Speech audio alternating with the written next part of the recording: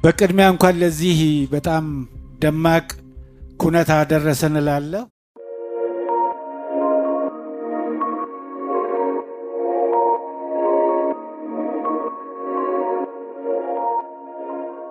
የፊንቴክ ጉዳይና የዝነኞቹ መጨረሻ አነጋጋሪ ሆኗል።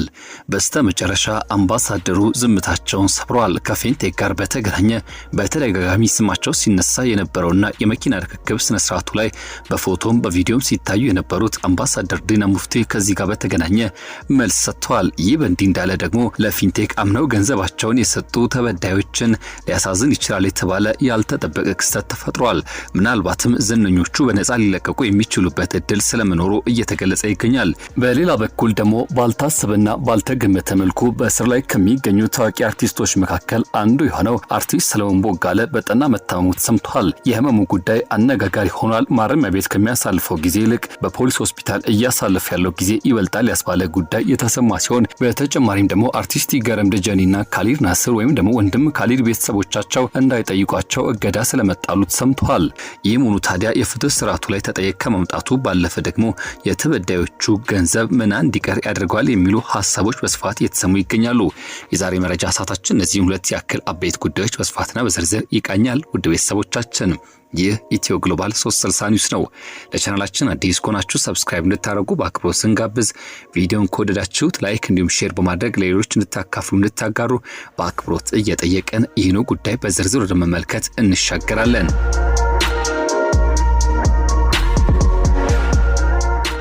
ከፊንቴክ ኢንቨስትመንት ግሩፕ ጋር በተገናኘ በርካቶች ዛሬም እንባቸውን ያነቡ ይገኛሉ። ንጹህ ላባቸውን ተበልተው ቀርተው ዛሬም በከፍተኛ ተስፋ መቁረጥ ውስጥ ሆነው ምናልባት በሚል ጭላንጭል ጉዳይ ደግሞ ስለነገ አርቀው ለመመልከት እየሞከሩ ይገኛሉ። የፍርድ ሂደቱና እንደዚሁም ደግሞ ለፊንቴክ ኢንቨስትመንት ግሩፕ ከፍተኛ የማስታወቂያ ስራ በመስራት አምባሳደር ሆነው የቆዩ ዝነኞች የፍርድ ቤት ጉዳይ እየተከታተሉ ባለበት በዚህ ወቅት ላይ ምናልባትም ዝነኞቹ በነጻ ከእስር ሊለቀቁ የሚችሉበት እድል አለ ተብሎ እየተገመተ ያለ። በዚህ ደግሞ ከተቋሙ ጋር በተገናኘ በተደጋጋሚ ስማቸው ሲነሳ የነበሩት የቀድሞው የውጭ ጉዳይ ሚኒስትር ቃል አቀባይና አንጋፋው ዲፕሎማት አምባሳደር ዲና ሙፍቲ መልስ የሰጡበት ክስተት ታይቷል። ከሰሞኑ በማህበራዊ ሚዲያና በተለያዩ መገናኛ ብዙሃን ሲነሳ የቆየው የፊንቴክ ኢንቨስትመንት ጉዳይ ላይ ያላቸውን ተሳትፎ በተመለከተ ዝርዝር ማብራሪያ ሰጥተዋል። አምባሳደር ዲና ሙፍቲ አምባሳደሩ ከድርጅቱ ጋር ምንም አይነት የጥቅም ትስስር እንደሌላቸውና በመድረኩ ላይ የተገኙትም እንደማንኛውም የህዝብ ሰው ተጋብዘው መሆኑን በቁርጠኛነት ገልጸዋል። የፊንቴክ መድረክና የአምባሳደሩ ተሳትፎ ተመለከተ ባነሱት ሐሳብ በተለይም ከዓመት በፊት መስቀል አደባባይ በተከናወነ ደማቅ ስነስርዓት ላይ ፊንቴክ ኢንቨስትመንት የተባለው ይህ ድርጅት የመኪና ቁልፎችን ለደንበኞች ሲያስረክብ አምባሳደር ዲና ሙፍቲ በቦታው ተገኝተው ነበር። ይህ መገኘታቸው በወቅቱ በብዙዎች ዘንድ ድርጅቱ በመንግስት ባለስልጣናት እውቅና እንዳለው ተደርጎ እንዲወሰድ ምክንያት ሆኖ እንደነበር ይነገራል። ይሁን እንጂ ድርጅቱ ከገባው ቃል በተቃራኒ ደንበኞቹን አጭበርብሯል፣ ንጹህ ላባቸውን ቀምቶ ቀርቷል በሚል ክስ መመስረቱን ተከትሎ አምባሳደሩ ላይ ትችቶች ሲሰነዘሩ ነበር። በተለይም አምባሳደር ዲና ሙፍቲ ለቀረበላቸው ጥያቄ ሲመልሱ እኔ ስለ ድርጅቱ ያየሁትም የሰማሁትም የመጀመሪያም ሆነ የመጨረሻው ዕለት በዚያ መድረክ ላይ ብቻ ነው ብለዋል። አምባሳደሩ አክለው እንደ ህዝብ ሰውና የሚዲያ አካልነታቸው በተለያዩ ማህበራዊ ሆነ መንግስታዊ መድረኮች ላይ እንደሚገኙ ገልጸው የፊንቴክ ግብዣም ከዚሁ እይታ ውጪ እንዳልነበር አስረድተዋል። እኔ መድረክ ላይ ልክ አሁን ተጠርቼ ለቃለ መጠይቅ እንደሰጠሁት ሁሉ ብዙ ሰዎችና የሚዲያ አካላት ይጠሩኛል። እኔ ደግሞ ህዝብና ሀገርን አከብራለሁ። ያን ቀን የተገኙትም የክብር እንግዳ ተብዬ ቁልፍ እንድሰጥ ስለተጠየቁ ብቻ ነው ሲሉ አምባሳደሩ ገልጸዋል። የጥቅም ትስስርን በተመለከተ ምላሽና ማብራሪያ የሰጡት አምባሳደር ዲና ሙፍቲ ከድርጅቱ ምንም አይነት ጥቅም እንዳላገኙ አንስተው ይህም ነጭ ውሸት ነው ብለዋል። በተለይም መኪና ተሰጥቷቸዋል ወይም ደግሞ ከፍተኛ አበል ተከፍሏቸዋል የሚሉ መረጃዎች የለየላቸው ውሸቶች ናቸው ሲሉ አጣጥለዋል። መኪና ኪስ ውስጥ የሚደበቅ ነገር አይደለም ያሉት አምባሳደሩ እስካሁን በራሳቸው መኪና እንደሚንቀሳቀሱና ከድርጅቱ የተላከላቸው አንድም ሳንቲም እንደሌለ አረጋግጠዋል። በተጨማሪም በፖሊስ እንዳልተጠየቁ ጉዳዩ ምንም አይነት የወንጀል ተሳትፎ እንደሌላቸው ፖሊስም የሚያውቀው ሀቅ መሆኑን አምባሳደሩ ጠቁመዋል። አምባሳደርነትና የፍላይት አዲስ ጉዳይ በተመለከተ በዚህ መድረክ ላይ ተነስቷል። ከፊንቴክ በተጨማሪ ከፍላይት አዲስ ጋር በተገናኘ ጥያቄ የቀረበላቸው አምባሳደር ዲና ሙፍቲ የብራንድ አምባሳደር ስለመሆናቸው ለቀረበላቸው ጥያቄ እኔ አምባሳደርነት ሹመት አልተሰጠኝም፣ ከነሱ ጋርም ከዚህ ቀደም የሰራው ስራ የለም ብለዋል።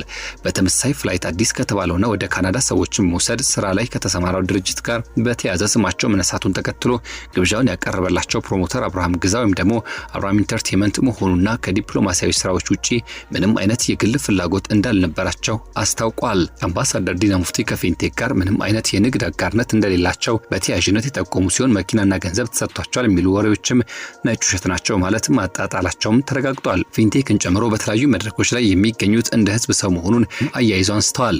ታዲያ ይህ እርሳቸው ምላሽ አምባሳደሩ ላይ ሲሰነዘሩ ለነበሩ ጥያቄዎች ምላሽ የሰጠ ሲሆን ህዝቡም ሆነ ተበዳዮቹ መረጃውን በጥንቃቄ እንዲመረምሩ አንዳች እድል የፈጠረ ስለመሆኑ ብዙዎች ያነሳሉ። በሌላ በኩል ደግሞ ከትላንትና በስቲያ በነ አርቲስት ሰራዊት ፍቅሬ ክስ ጉዳይ ላይ ፍርድ ቤቱ የሰጠው የመጨረሻ ያለው የጊዜ ቀጠሮ ምናልባትም አርቲስቶቹ በነጻ ሊለቀቁ የሚችሉበት እድል እንዳለ ያመላከተ ሆኗል። በወቅቱ የነበረው የችሎት ሂደትም ከዚህ ቀደም ከነበረው እንግዳይ ክስተት እንደታየበት ነው የመረጃ ምንጮች የሚናገሩት። በተለይም አርቲስት ሰራዊት ፍቅሬ፣ ይገረም ደጀኔ፣ ሰለሞን ቦጋለ፣ ዳንኤል ተገኝ፣ ፕሮሞተር አብርሃም ግዛው፣ ወንድም ካሊድ እንደዚሁም መንሱር ጀማልና ሌሎችም ፍርድ ቤት ቀርበው የነበረ ቢሆንም የዕለቱ የፍርድ ቤት ቀጠሮ በዋነኛነት ፖሊስ የጠየቀው የ15 ቀን ቀነ ቀጠሮ ይፈቀድ አይፈቀድ በሚል ላይ ነበረ። ሆኖም ግን በወቅቱ ባልተለመደ ሁኔታ ፍርድ ቤቱ ከተያዘለት ቀጠሮ ቀደም ብሎ ውሳኔው ማስተላለፉ ግርታን ፈጥሮ ነበር። ያ ውሳኔም ለማንበብ ብቻ ፍርድ ቤት በመሰየሙ አንዳንድ ጠበቆች ገና ችሎቱ ሳይደርሱ ራሱ ፍርድ ቤቱ ውሳኔን አንብቦ ጨርሷል። በዚህ መሰረትም ፍርድ ቤቱ ለፖሊስ ተጨማሪ 7 ቀናት ፈቅዶ ፖሊስም በ7 ቀናት ውስጥ ያለው መረጃ አደራጅቶ ምርመራ መጨረስ እንዳለበት ማስጠንቀቂያና ማሳሰቢያ ሰጥቷል። ስለዚህ ፖሊስ የተሰጠው 7 ቀናት ውስጥ ምርመራውን አጠናቆ ለአቃቤ ሕግ ማስረከብ ይኖርበታል። በችሎቱ ውሎ በርካታ የፊንቴክ ተበዳዮች በችሎቱ ውጭ ላይ ተገኝተው እንደነበር በስፍራው የነበሩ ምንጮች ያነሱ ሲሆን በጣም በርካታ ተበዳዮች ፍርድ ቤት አካባቢ ነበሩ። እና አርቲስት ሰራዊት ፍቅሬ ከ1 ወር በላይ በእስር እያሳለፉ ሲሆን ከዚህ በኋላ ባለው 7 ቀናት ውስጥ ፖሊስ ምርመራውን አጠናቆ ለአቃቤ ሕግ ካላከ ፍርድ ቤቱ በነጻ ሊያሰናብታቸው የሚችልበት አግባብ ስለመኖሩ እየተነገረና እየተገለጸ ይገኛል። ከዚህ በተጨማሪ አርቲስት ሰለሞን ቦጋለ ከፍተኛ የተባለ ህመም ውስጥ መውደቁ ተገልጿል። በዚህ ምክንያት የህክምና ክትትሉን እያደረገ እንደሚገኝ የቅርብ ምንጮች ያረጋገጡ ሲሆን አርቲስቱ ቀደም ሲል የስኳርና የደም ግፊት ህመም እንደነበረበት ተገልጿል።